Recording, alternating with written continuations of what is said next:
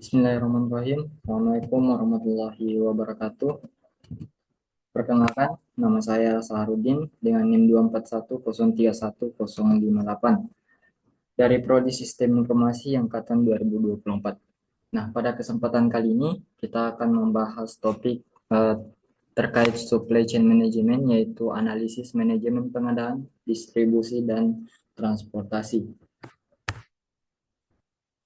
Tanpa berlama-lama, langsung saja kita masuk ke eh, pembahasan, yaitu yang pertama fungsi dan peran strategis pengadaan. Nah, di sini pengadaan atau procurement adalah fungsi bisnis yang bertanggung jawab untuk mendapatkan barang, layanan, atau pekerjaan dari sumber eksternal. Nah, pengadaan berfungsi memastikan perusahaan mendapatkan kebutuhan secara strategis. Pengadaan membantu menekan biaya, meningkatkan kualitas produk, memperkuat pasokan, dan mendorong inovasi.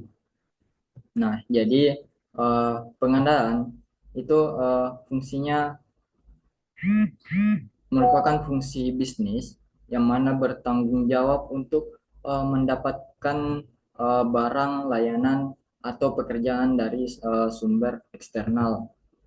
Nah, jadi pengadaan berfungsi memastikan perusahaan mendapatkan kebutuhan dengan kualitas baik, harga efisien, dan tepat waktu. Nah,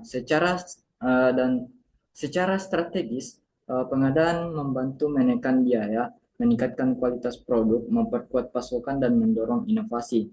Nah, dengan pengadaan yang efektif, perusahaan dapat bekerja lebih efisien dan memperoleh keunggulan kompetitif di pasar. Nah, jadi kurang lebih seperti itu untuk fungsi dan peran strategis pengadaan. Nah, selanjutnya yaitu penerapan kriteria pemilihan supplier PT Kimia Farma Plants Semarang.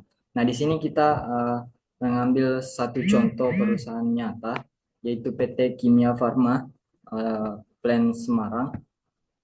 Untuk penerapan kriteria pemilihan supplier, yaitu uh, di sini ada kualitas, harga, waktu, reputasi supplier, fleksibel, dan kapasitas. Nah, di PT Kimia Farma itu kualitas di sini standar farmasi tinggi, konsistensi mutu utama. Nah, jadi di PT Kimia Farma ini dia menempatkan kualitas sebagai kriteria terpenting. Jadi bahan baku yang dipasok harus memenuhi standar farmasi yang ketat agar aman, stabil, dan sesuai spesifikasi. Nah, karena itu supplier dengan konsistensi mutu tinggi mendapatkan nilai tertinggi. Nah, selanjutnya di sini ada harga. Nah, harga di sini dia kompetitif tanpa mengorbankan kualitas. Nah, jadi PT Kimia Farma ini harga tetap menjadi pertimbangan, tetapi tidak mengalahkan kualitas. Nah, Kimia Farma memilih supplier yang mampu menawarkan biaya kompetitif sambil tetap memenuhi standar mutu yang dibutuhkan industri obat. Nah, selanjutnya ada waktu pengiriman. Nah, untuk waktu pengiriman, di sini PT Kimia Farma dia memilih supplier dengan di sini tepat waktu untuk kontinuitas produksi. Nah, untuk waktu pengiriman, supplier dievaluasi berdasarkan ketepatan waktu pengiriman. Jadi, Kimia Farma membutuhkan kontinuitas produksi sehingga keterlambatan bahan baku dapat menghambat proses, membuat pengiriman tepat waktu menjadi kriteria penting. Jadi, kurang lebih seperti itu untuk waktu pengiriman. Nah, di sini reputasi supplier, rekam jejak, dan kepatuhan kontrak. Nah, di PT Kimia Farma, reputasi pemasok dinilai melalui rekam jejak kerjasama, kepatuhan terhadap standar, serta keandalan dalam memenuhi kontrak. Nah, supplier dengan hubungan kerja baik dan profesional dianggap memiliki reputasi yang lebih kuat. Nah, di sini ada fleksibilitas.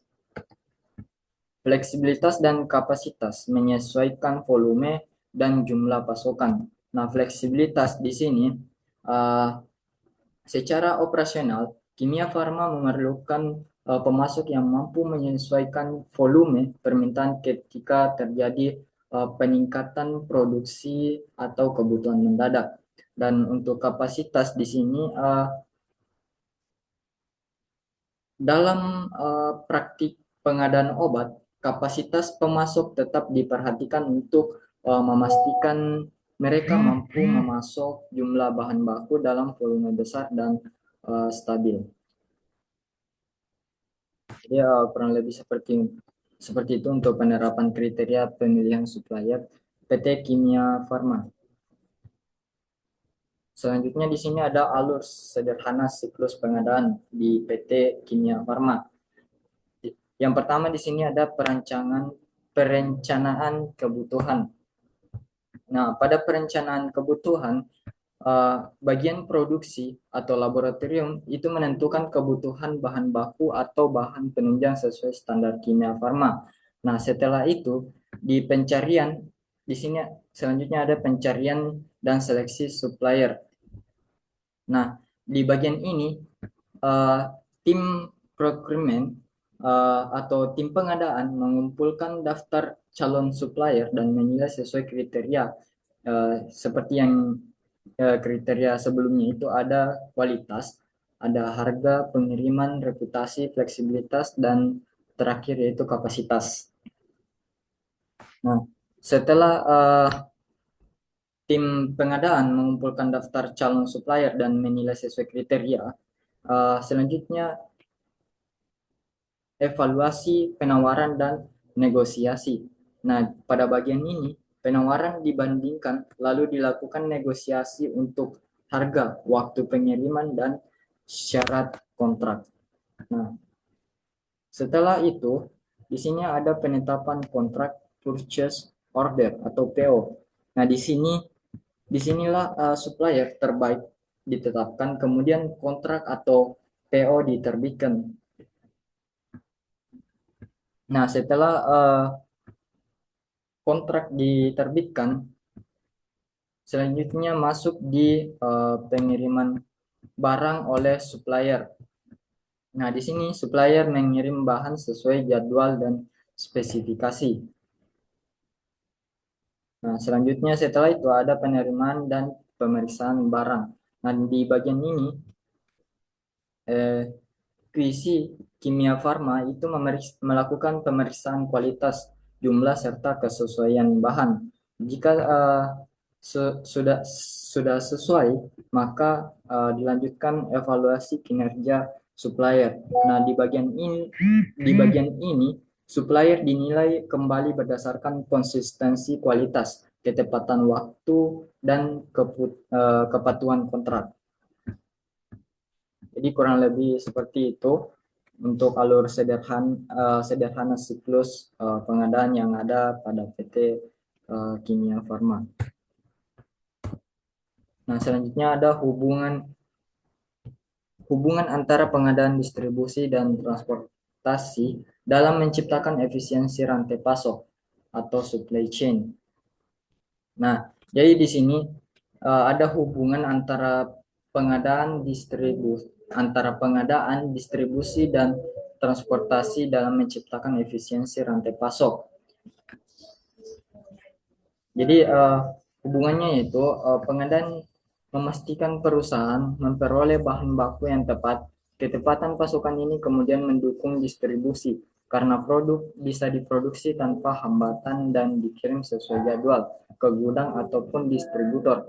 Selanjutnya, distribusi hanya bisa berjalan efektif bila didukung oleh transportasi yang sesuai sehingga barang dapat bergerak cepat dan efisien. Jadi hubungan antara pengadaan, distribusi, dan transportasi dalam menciptakan efisiensi rantai pasok atau supply chain uh, itu memiliki hubungan yang sangat erat. pengadaan, distribusi, dan transportasi itu saling terhubung sebagai satu alur yang menentukan efisiensi rantai pasok. Jika salah satu dari tiga fungsi ini tidak optimal, misalnya keterlambatan bahan baku atau transportasi yang tidak efisien, maka seluruh rantai pasok akan terganggu dan biaya meningkat dan kepuasan pelanggan pun juga menurun. Jadi kurang lebih seperti itu untuk hubungan antara pengadaan, distribusi, dan transportasi. Jadi ketiga-tiganya itu memiliki hubungan yang saling mendukung. Nah, selanjutnya kita masuk ke strategi distribusi yang paling sesuai untuk kimia farma. Nah, di sini adapun strategi distribusi yang paling sesuai menurut saya yaitu strategi direct shipping atau pengiriman langsung dari pabrik ke distributor utama.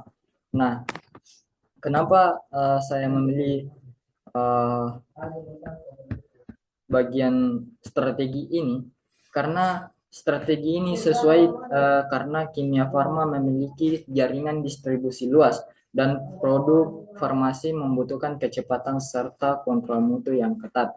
Nah, dengan pengiriman langsung, barang tidak perlu disimpan di banyak gudang sehingga risiko kerusakan, uh, keterlambatan dan biaya penyimpanan dapat ditekan.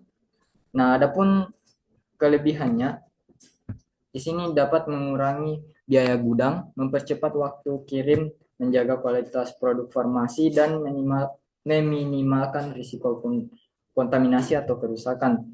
Dan ada pun juga kekurangannya di sini yaitu biaya transportasi per pengiriman bisa lebih tinggi, membutuhkan sistem koordinasi yang kuat antara pabrik dan distributor, serta tidak cocok untuk volume sangat kecil atau rute terpencil.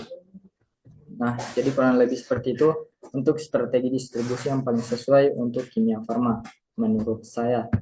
Nah, lanjut mode transportasi utama yang digunakan kimia farma.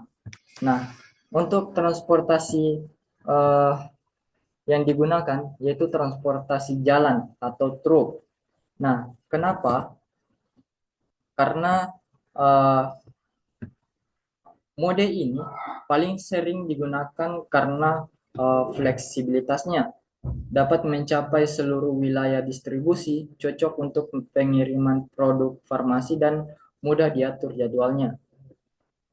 Nah, adapun uh, keunggulannya yaitu rutenya lebih fleksibel, cocok untuk pengiriman kota-kota, biaya terjangkau dan mudah menyesuaikan kebutuhan distribusi. Nah, adapun kelemahannya yaitu terpengaruh kemacetan, jadi lebih mudah dapat mendapat kemacetan, kondisi jalan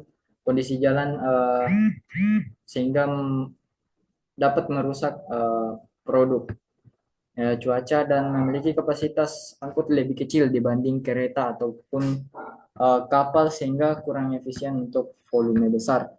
Jadi kurang lebih seperti itu untuk mode transportasi utama yang digunakan Kimia Farma. Nah, itulah tadi analisis pengadaan, transportasi, distribusi dan transportasi dari satu contoh perusahaan nyata yaitu Kimia Farma, PT Kimia Farma. Nah, selanjutnya di sini ada kesimpulan.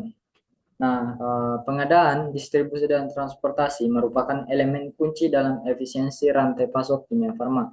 Pengadaan yang efektif memastikan bahan baku berkualitas, tepat waktu, dan sesuai standar, dan mendukung kelancaran produksi, distribusi yang terstruktur, terutama melalui strategi direct shipping, memungkinkan pengiriman cepat dan menjaga kualitas produk farmasi.